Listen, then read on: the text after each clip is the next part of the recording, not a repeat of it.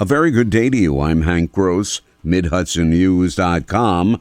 It's Friday, the 19th of April. The news today brought to you by the Galleria at Crystal Run. Midway through his first two-year term as mayor, Matt Buckley, Greenwood Lake's top elected official, called it quits. He resigned on Wednesday night, with the village board immediately naming 13-year trustee Thomas Howley to replace him. The new mayor has the authority to appoint someone to fill his board vacancy, and the next election for mayor will be held in March of 2025. Within the last several days, 2 village building inspectors also stepped down, but it was unknown if that had anything to do with Buckley's resignation. The former mayor could not be reached for comment. Some 50 people gathered yesterday on the banks of the Delaware River in Sparrowbush to celebrate the launch of efforts by the Orange County Land Trust to preserve the county's last wilderness. Jim DeLawn, the Land Trust's executive director, said the effort would preserve a 35,000-acre region to protect the Delaware River watershed, to foster recreation, and to develop the economy of western Orange County. This is really a matter of not only land conservation and tourism, but economic development. The region is rich in natural resources, history, and geographical features. Its ponds, wetlands, streams, and rugged geology play a vital ecological role in the Delaware River watershed. A 64-year-old Town of Deer Park man was arrested following the execution of a search warrant in his home. Police seized over 200 oxycodone and hydrocodone pills and took Thomas McDonald into custody on 2 charges of criminal possession of a controlled substance, one with intent to sell. He was arraigned and released on his own recognizance, pending a future court appearance. Participating in the 5-month investigation and arrest with Deer Park and Port Jervis police. There's been more violence in the city of Newburgh as there was a stabbing around 2:30 yesterday afternoon. A city spokesman said the incident occurred near the corner of South Street and Allison Avenue, not on school property. An ambulance was on the scene as police investigated the case. The incident remains under investigation, and the number of people wounded was not disclosed. Mount St. Mary College in Newburgh has donated 2 properties to Habitat of Humanity of Greater Newburgh to provide affordable homes for local families. The properties are located at 417 and 419 Liberty Street in the city of Newburgh. Habitat currently has a record of 25 local families enrolled in its home ownership program, with applications continuing to come in. More news right after this. Find over 100 retailers allowing you to spend hours shopping safely at the Galleria at Crystal Run. Enjoy the big brands and the diverse selection of family-owned stores all in one location. The Galleria at Crystal Run offers dining options for everyone with Fuji, 110 Grill, Allen's Mediterranean Grill, and Peru Cuisine.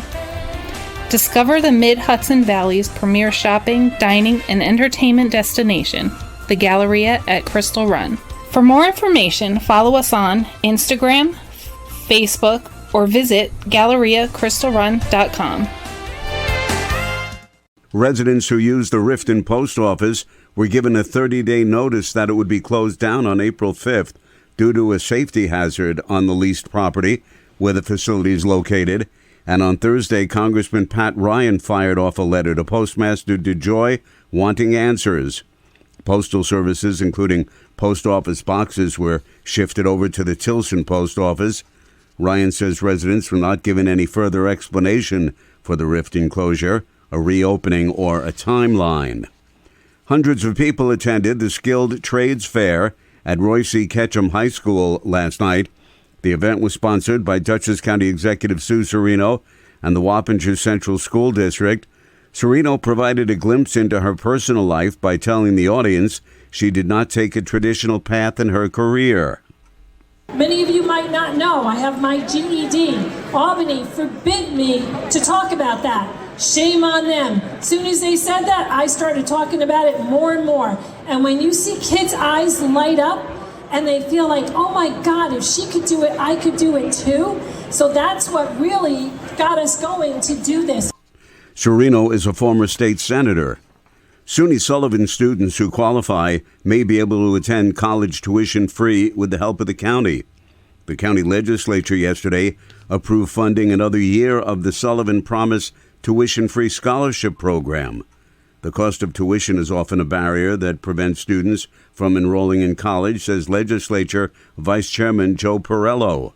Providing their grades are up to standards, we will pay their tuition for the 2 semesters and until they graduate. Just in the last the program since its been inception, there's been over 150 local kids that graduated through the program already.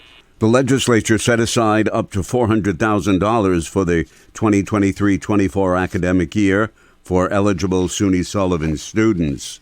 Construction is underway on a $22 million Silver Gardens senior affordable housing development in the town of Lloyd. RUPCO CEO Kevin O'Connor says half of the 57 units will be set aside for persons experiencing homelessness. The project enjoys local support, approvals from the town of Lloyd. Ulster County put in $600,000 of ARPA dollars to help support some of the green energy measures that we're doing in construction for the site. The RUPCO project is being developed in partnership with Giardini Principal Richard Gerantine of Marlborough, who said it embodies a beacon of hope and dignity for seniors. I'm Hank Gross, MidHudsonNews.com. The news today brought to you by the Galleria at Crystal Run.